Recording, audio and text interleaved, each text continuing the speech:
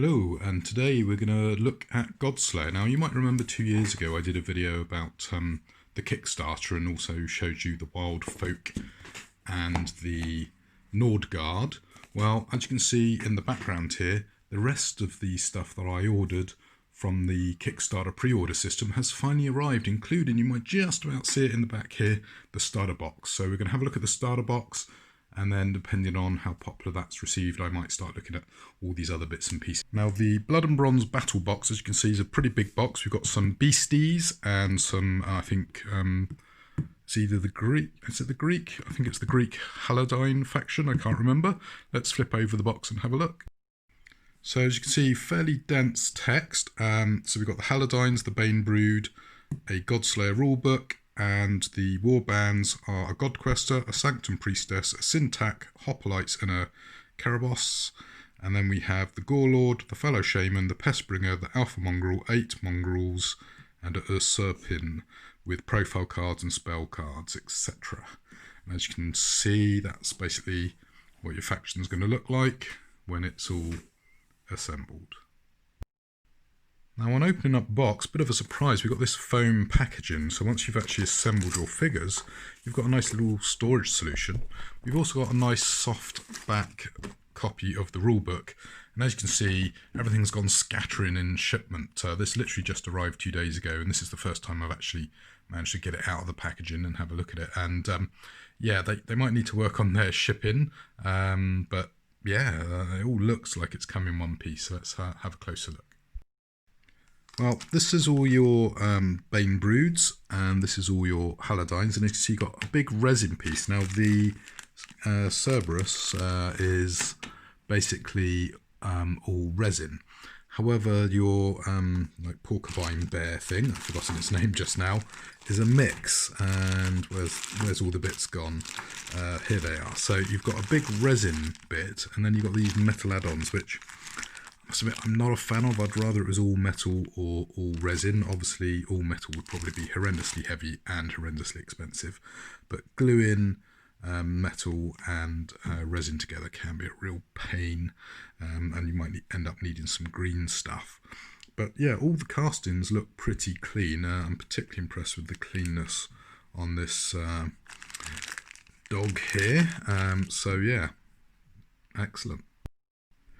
Now, just sort of dry fitting together this bear here, the Usurpin. Assembly is an absolute nightmare on this. I really don't like the way they've cut this one up. Getting the head on the end here, so you've got to line up the bottom jaw and the top jaw. So once it's assembled, this is an amazing figure. The actual process of assembling it is pretty challenging. I really don't like it. But it is what it is.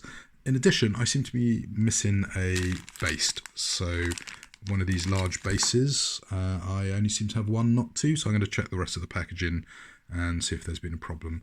And I'll have to get back to Megalith if it is missing. But yeah, I'm not very impressed with this figure so far. Now, looking at the Cerberus figure, it seems to be made of a much softer, more pliable resin than the bear.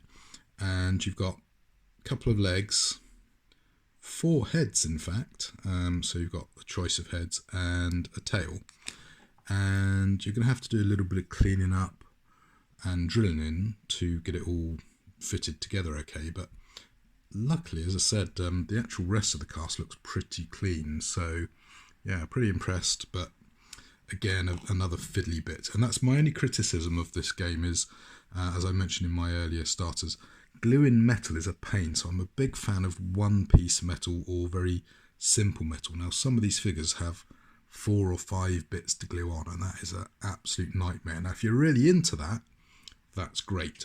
But what would see me giving up on this game is just the sheer hassle of assembling stuff, and if you drop it, it breaks apart and all that. But the actual rules are amazing, and the quality of the minis is good, and of course that's partly why they've had to break them up into so many pieces to make sure you do get that quality finish. But yeah, we'll see. So anyway, I'm going to now concentrate on the Bane, and then I'll come back to the Halasadine. Now we've got the Gorelord here, and as you can see, he's a great big lump of a unit with two nice arms, which should be fairly simple to glue on. He's then got what I believe are horns to glue on, which are a bit more fiddly. He's got some kind of chain flayed skin thing, and then he's got 2-bit chain belt that glues on, I guess, front and back, or on the side maybe. So yeah, I mean these sort of little fiddly little details, these bits here, they're the sort of bits that I will happily not glue to a figure if I can get away with it, because they're just so much of a pain to not only get on the figure, but also they're likely to fall off. And although they make for a nice detail, if you don't need them, I just get rid of them. Now I think, as I say, it might go on the side. There does seem to be a bit of a groove, and I'm hoping the rule book has assembly instructions for this, because I couldn't see any assembly instructions in the box. Alternatively, it might be on their website. So anyway, yeah, nice figure, I like it, and gluing on these arms, no problem at all. Some of the other bits, a bit of a pain. Looks like the horns go in, if we can get this to focus, there you go. Looks like the horns will go in those little pits on his back there, so maybe not so bad to glue on. And you could always just green stuff on some horns, I guess, if you wanted to. So looking at this guy here, movement of 4, melee of 8, good defense of 14 with a leadership of 8, and he's got his abilities. He's got pretty decent health, and his unit cost is 52, and obviously as your leader you can only have one of him. Just to quickly show the porcupine bear thing, yeah, pretty good defense, anti-toxic, pine spine, and he's available in 3 copies for 38 points. Pretty impressive. Next up we had the sort of shaman-y figure, the Maldar mongrels. Actually, he's not the shaman, he's sort of a lieutenant, I guess. First criticism, tiny little jaw piece. This is giving me Infinity flashbacks. I almost thought there was a bit of flashing at first. Apart from that, the rest of the mini looks pretty good to assemble. Again, they've gone for divides at the wrist joints, but the actual quality of the sculpt looks pretty good. A little bit of flash, but you know, not too bad. Some pretty brutal looking falchion style weapon with a sickle, and yeah, as I say, I think that's the Maldine mongrel. If it's not, then he would be the other guy, the Plague Lord, but I think he's a different figure that I'm about to dig out. So yeah, looking at this guy, I'm pretty sure he's this guy here. And what we've got here is the fellow shaman. He's got like the shamanic mask, his like totem, or totem, and his banner. He's a bit of a unit, but he's not the biggest figure in the box. I think that award's going to go to the Plague Lord guy. So yeah, we'll have to have a wait and see on that. Now, what's rather worrying me is I seem to have this Alpha Mongrel card, but I'm pretty sure this is actually a Plague Lord. He's even dragging a dead body around with him, and this is a really big, impressive figure. So yeah, I'm getting a bit worried that maybe I've got a bit of a mispack. So I seem to be missing bases and unit cards. So as I say, that is something I will hopefully reveal, and if I've made a mistake there, I will crack that in a later video.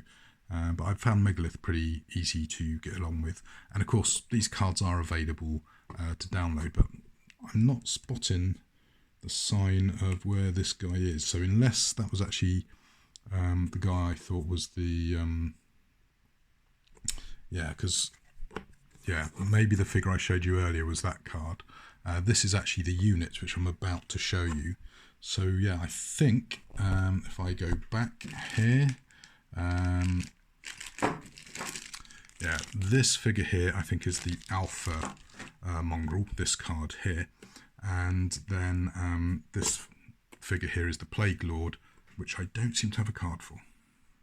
Well, we've got our mongrels here, and as you can see we've got several bodies, only one of which is basically assembled.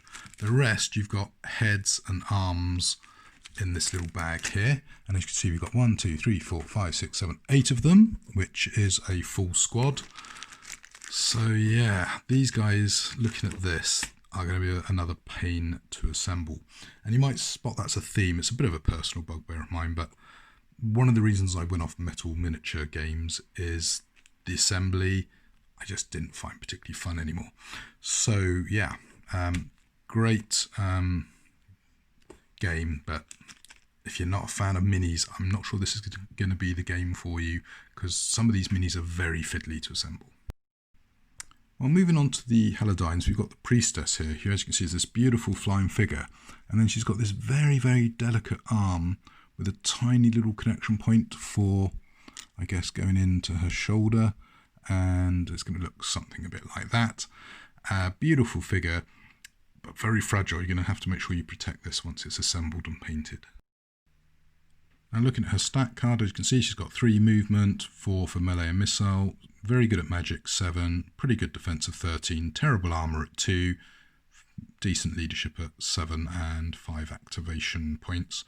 Not particularly good health either, but she does have some nice abilities and tactics. And if we flip that over, as you can see, you can have 2 of them and they're 20 points each.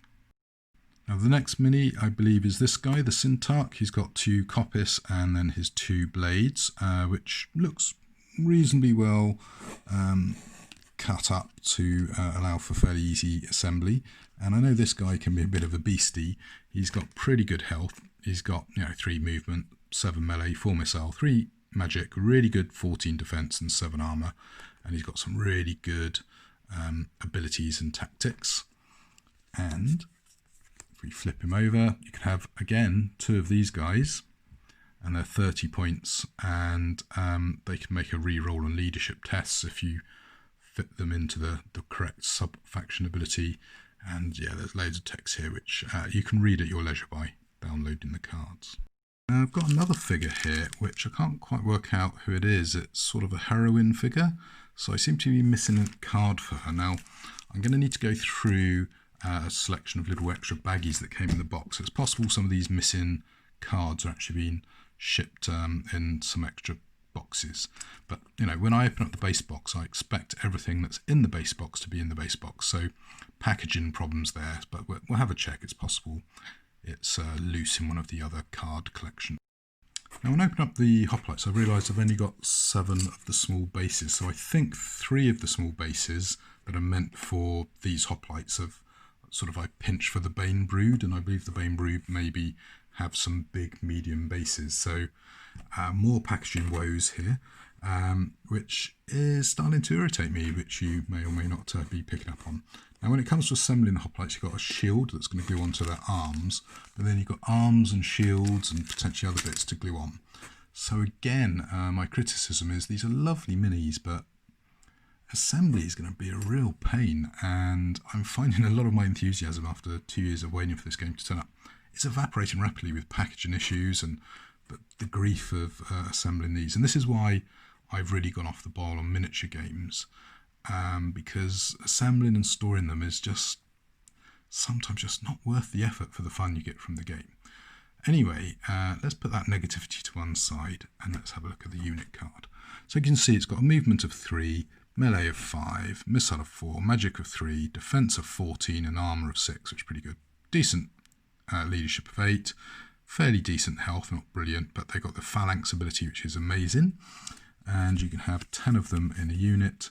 You can have up to 4 units, and they're 70 points for the core with 11 points for the upgrade. So a core unit is 6 troopers, and you can add up to 4 extras at 11 points each, which is a pretty common theme for the way the game army building works.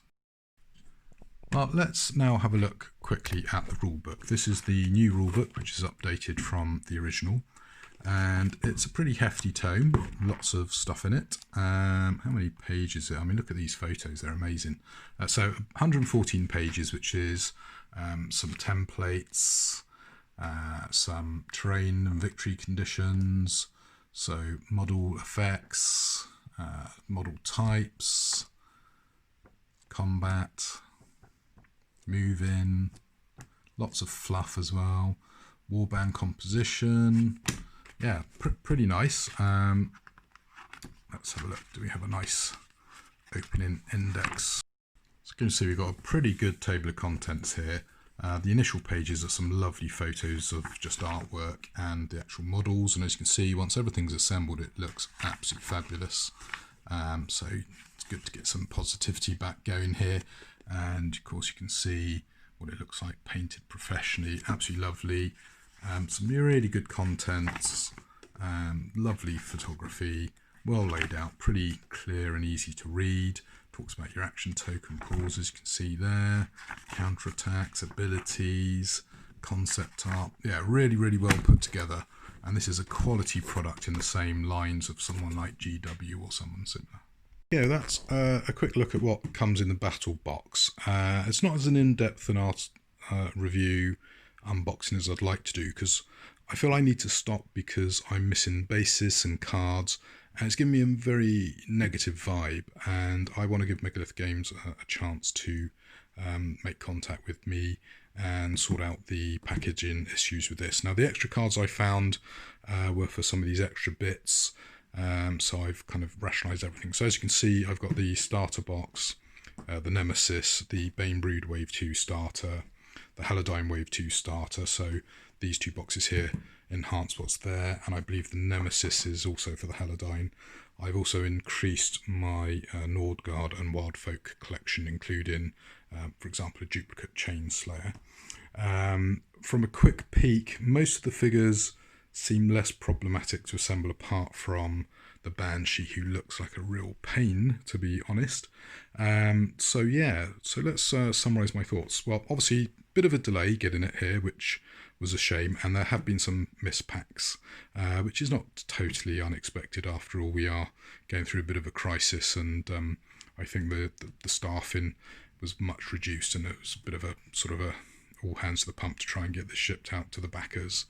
But this game is not for someone who doesn't like something that's expensive, takes up a lot of space, you can't play straight out the box, and is definitely not for someone who doesn't like assembling and painting minis.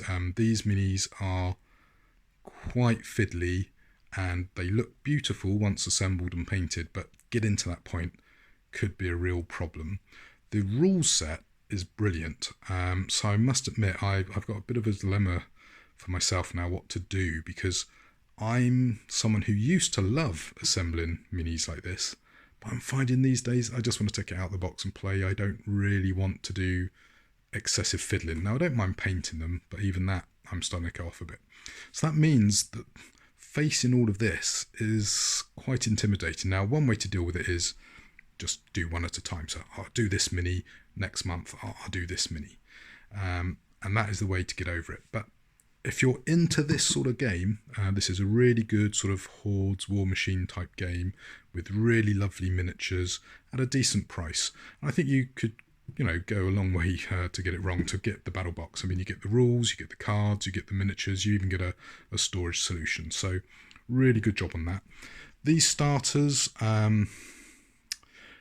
yeah, they're great from the point of view that you get a box with minis in, but to be honest, the box is trash. Once you've assembled the minis, you're just going to chuck this box. Plus, it's flimsy. It's purely designed to get you the ship's product.